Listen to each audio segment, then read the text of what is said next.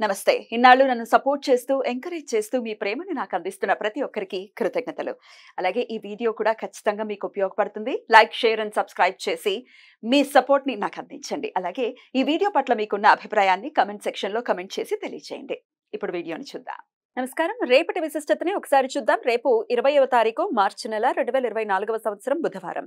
శ్రీ శోభకృత్ నామ సంవత్సరం ఉత్తరాయణం శశిర ఋతువు.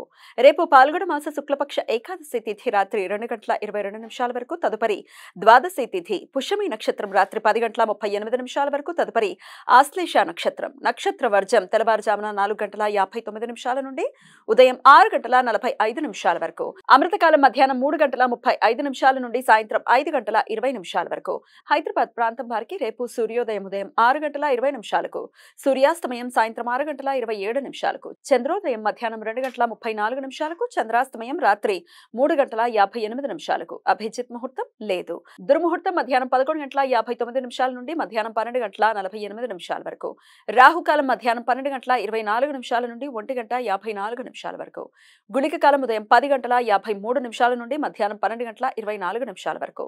యమగండ కాలం ఉదయం 7:51 నుండి 9:22 వరకు. రేపు అమలిక ఏకాదశి. కొన్ని ప్రాంతాలలో జీవవర ఏకాదశి అని కూడా పిలుస్తారు. బ్రహ్మాండ పురాణం ప్రకారం పాల్గొన మాస శుక్లపక్ష ఏకాదశి రోజున అమలిక ఏకాదశి వ్రతం జరుపుకోవటానికి ప్రశస్తమైనది అని కథనం. విష్ణుమూర్తి, లక్ష్మీదేవి ఉసిరిక చెట్టు దగ్గర నివాసం ఉంటారని భక్తుల విశ్వాసం. కాబట్టి రేపు భక్తులు ఉపవాసం ఉండి ఉసిరిక చెట్టును, లక్ష్మీనారాయణులను పూజిస్తారు.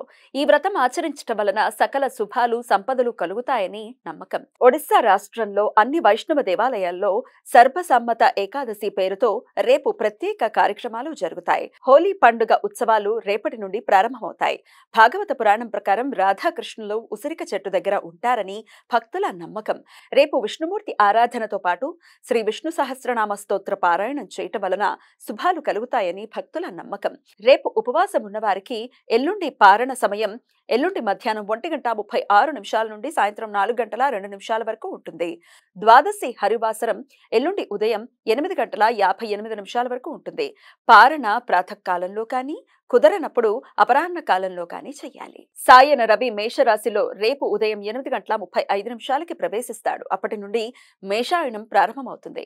పితృదేవతలకు శ్రాద్ధ విధులను నిర్వర్తించడానికి అనుకూలమైన విషువత పుణ్యకాలము రేపు సూర్యోదయం నుండి మధ్యాహ్నం 2:35 వరకు ఉంటుంది. రేపు ఉత్తర విషువం. సాయన రవి మేషరాశిలో ప్రవేశ దినాన్ని ఉత్తర విషువమని పిలుస్తారు. రేపు ఉత్తరార్ధ గోళంలో నివసించు వారికి అంటే England, America, Canada, Russia, Bharat, China ఈ ప్రాంతాలలో ఉన్న వారికి వసంత ఋతువు. దక్షిణార్ధ గోళంలో నివసించు వారికి అంటే ఆస్ట్రేలియా, అర్జెంటీనా, చిలీ, న్యూజిలాండ్, దక్షిణాఫ్రికా ఈ ప్రాంతాలలో నివసించే వారికి శరత్ ఋతువు ప్రారంభమవుతాయి. ఈక్వినాక్స్ అనే లాటిన్ పదంలో ఈక్వి అంటే సమానంగా అని, నాక్స్ అంటే రాత్రి అని అర్థం. అంటే రేపు ప్రపంచమంతా పగటి కాలము, రాత్రి కాలము సమానంగా ఉంటాయి. ఈ సమాచారాన్ని మనకు అందించిన వారు మేడికొండూరు విశ్వనాథ్ ప్రసాద్ గారు. ఆయనకు కృతజ్ఞతల్ని తెలియజేస్తూ నారాయణ స్మరణతో సమస్త సన్మంగళాని భవంతు. నమస్కారం.